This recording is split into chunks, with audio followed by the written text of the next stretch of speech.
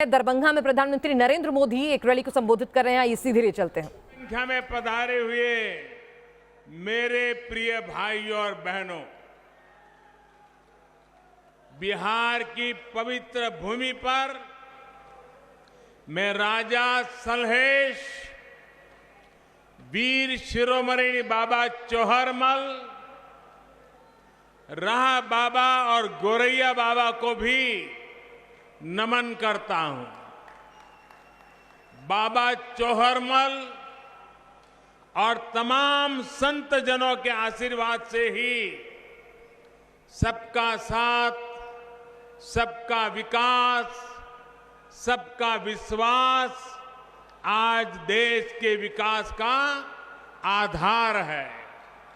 साथियों, आज यहां दरभंगा के अलावा मधुबनी और समस्तीपुर सहित अनेक विधानसभा क्षेत्रों से आप सभी हमें आशीर्वाद देने के लिए आए हैं। मैं आपका हृदय से अभिनंदन करता हूं। साथ साथ हजारों साथी अलग अलग इलाकों में डिजिटल माध्यम से भी आज हमारे साथ जुड़े हैं। आप सभी भाइयों बहनों को, आपके उत्साह को, आपके संकल्प को, बिहार के प्रति आपके समर्पण को मैं आज आदरपूर्वक प्रणाम करता हूं। भाइयों और बहनों, आज पहले चरण का मतदान चल रहा है। जहां जहां मतदान हो रहा है, उन सभी साथियों से मेरा आग्रह है कि कोरोना से बचने के लिए पूरी सावधानी बरतें। चुनाव के व्यस्त कार्यक्रमों के बीच हमारे सहयोगी और वीआईपी पार्टी के अध्यक्ष, मेरे मित्र भाई मुकेश साहनी जी को कोरोना हो गया। बिहार के उप मुख्यमंत्री भाई सुशील मोदी जी को भी कोरोना से लड़ना पड़ रहा है। मैं बिहार के किसी भी राजनीतिक दल के कार्यकर्ता जो इस गहमा गहमी के समय कोरोना से ग्रस्त हैं, तो मैं उन सब के स्वास्थ्य लाभ के लिए प्रार्थना करता हूं। बिहार के नागरिक भी इस कोरोना के संकट काल से अगर कोई बीमार है तो जल्द स्वस्थ हो जाएं, यही मैं प्रार्थना करता हूं। साथियों, महाकवि विद्यापति ने इस क्षेत्र के लिए एक बार मां सीता जी से प्रार्थना की थी और विद्यापति जी ने मां सीता जी से कहा था, जन्म भूमि अच्छी मिथिला, समारू है मां, कनी आबी अपन नहर निहारू है मां। विद्यापति जी ने तब के मिथिला की स्थिति पर मां से आग्रह किया था। अब आज हम देखें तो बीते 15 वर्षों में बिहार नीतीश जी के नेतृत्व में बहुत आगे बढ़ा है। आज मां सीता अपने नैहर को तो प्रेम से निहार ही रही होगी, अयोध्या पर भी आज यहां की नजर अवश्य होगी। सदियों की तपस्या के बाद अब आखिरकार अयोध्या में भव्य राम मंदिर का निर्माण शुरू हो गया है।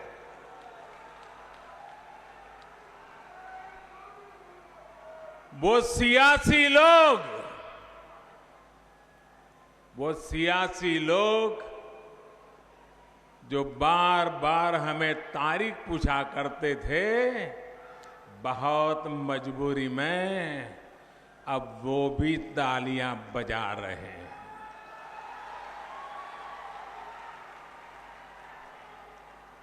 मां सीता के इस क्षेत्र में आकर मैं यहां के लोगों को राम मंदिर निर्माण की बहुत बहुत बधाई देता हूं, क्योंकि आप उसके प्रमुख हकदार हैं। भाइयों और बहनों, भाजपा की पहचान है, एनडीए की पहचान है, जो कहते हैं वो करके दिखाते हैं।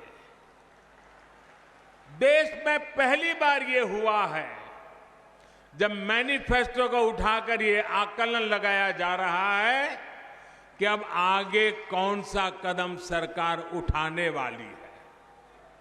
हमने कहा था हर किसान के बैंक खाते में सीधी मदद भेजेंगे। आज करीब करीब 1 लाख करोड़ रुपए की सीधी मदद किसान के खाते में जमा कराई जा चुकी है। हमने कहा था हम गरीब का बैंक खाता खोलेंगे। आज 40 करोड़ से ज्यादा गरीबों का बैंक खाता खुल चुका है। हमने कहा था हर गरीब बहन बेटी की रसोई में मुफ्त गैस कनेक्शन पहुंचाएंगे। उज्ज्वला योजना ने बिहार की भी करीब 90 लाख महिलाओं को लकड़ी के धुएं से मुक्त किया है। हमने कहा था हर गरीब को 5 लाख रुपए तक के मुफ्त इलाज की सुविधा देंगे। आज बिहार के भी हर गरीब को ये सुविधा मिल रही है। और भाइयों और बहनों, कोरोना के इस संकट काल में हमने ये भी कहा था कि हर गरीब को मुफ्त में अनाज देंगे। 130 करोड़ का देश दुनिया को अचरज हो रहा है। 8 महीने तक इस देश का कोई व्यक्ति भूखा न सो जाए, इतनी बड़ी व्यवस्था कोरोना के संकट काल में भी हम कर पाए हैं। आज बिहार के भी गरीबों के लिए दिवाली और छठ पूजा तक मुफ्त में राशन की व्यवस्था की गई है। बाढ़ के दिनों में सरकार की इन योजनाओं ने गरीबों की बहुत मदद की है। साथियों, इस क्षेत्र में पानी से होने वाली बीमारियों की दिक्कत हमेशा से ही रही है। इस दिक्कत का एक बड़ा इलाज है हर घर पीने का शुद्ध पानी पहुंचे। बीते समय में पूरी ताकत से बिहार में ये काम किया गया है। अगर मैं दरभंगा और मधुबनी की ही बात करूं तो इस क्षेत्र में 11 लाख से ज्यादा घरों को पाइप कनेक्शन से जोड़ा गया है। बहुत जल्द बिहार देश के उन राज्यों में होगा जहां पर घर में पीने का साफ पानी पाइप से ही पहुंचेगा। तब ये गंदे पानी से होने वाली बीमारी नहीं होगी। किसी मां को अपना लाल, अपनी लाडली को खोना नहीं पड़ेगा। हमने ये संकल्प लिया है और इसे भी पूरा करके दिखाएंगे। भाइयों और बहनों, एनडीए का यही ट्रैक रिकॉर्ड आज बिहार के जन जन को आश्वस्त करने वाला है। एनडीए ने, भाजपा ने विकास का जो रोड मैप अपने मैनिफेस्टो में खींचा है, उस पर तेजी से अमल होगा, ये तय है। आत्मनिर्भर बिहार का जो संकल्प लिया है, उस पर हम और तेजी से आगे बढ़ेंगे। दरभंगा में एम्स बनने से मिथिलांचल को बहुत बड़ी सुविधा मिलेगी। दरभंगा एम्स के लिए 1200 करोड़ रुपए से ज्यादा मंजूर किए गए हैं। एम्स बनने से यहां के लोगों को बेहतर स्वास्थ्य सुविधाएं तो मिलेगी ही, मेडिकल की पढ़ाई की सीटें भी बढ़ेगी। इसी तरह सॉफ्टवेयर पार्क बनने से भी यहां के प्रतिभाशाली युवाओं को टेक्नोलॉजी के क्षेत्र में अधिक से अधिक अवसर मिल रहे हैं। दरभंगा में एयरपोर्ट की आधुनिक सुविधाएं मिलने से पूरे मिथिलांचल की कनेक्टिविटी और सशक्त होगी। रामायण सर्किट का अहम हिस्सा होने के कारण मिथिलांचल में पर्यटन, तीर्थाटन की संभावनाओं का विस्तार होगा। आत्मनिर्भर बिहार में उद्योगों के लिए नए अवसर बनेंगे। युवाओं के लिए रोजगार, स्वरोजगार के अवसर बनेंगे। गरीबों के लिए जो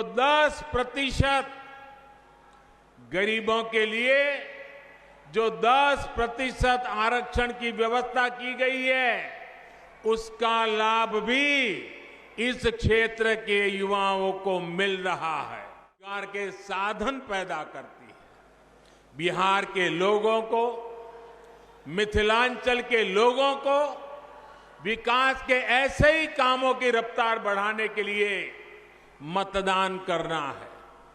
साथियों, बिहार के विकास के व्यापक रोडमैप का अगला चरण है आत्मनिर्भर बिहार, आत्मनिर्भर मिथिलांचल।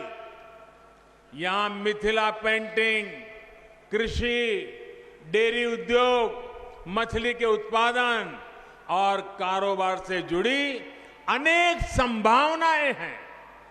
मिथिलांचल के लिए तो कहा ही जाता है कि पग पग पोखर माछ मखान, मधुर बोल मुस्की मुखपान, विद्या वैभव शांति प्रतीक, विद्या प्रतीक ई मिथिला थी। ऐसे में पान, माछ, मखाना, इन सब में आत्मनिर्भर भारत को ताकत देने की बहुत बड़ी संभावना इस क्षेत्र में है। तो प्रधानमंत्री नरेंद्र मोदी दरभंगा में चुनावी रैली को संबोधित कर रहे हैं। सेकंड फेज ऑफ इलेक्शन की ये रैली है और उन्होंने बहुत सारी बातें कही। आत्मनिर्भर बिहार का निर्माण करेंगे, सब कुछ कहना है। चलिए, प्रधानमंत्री नरेंद्र मोदी को आपने सुना। थोड़ी देर के बाद फौरन हाजिर होते हैं।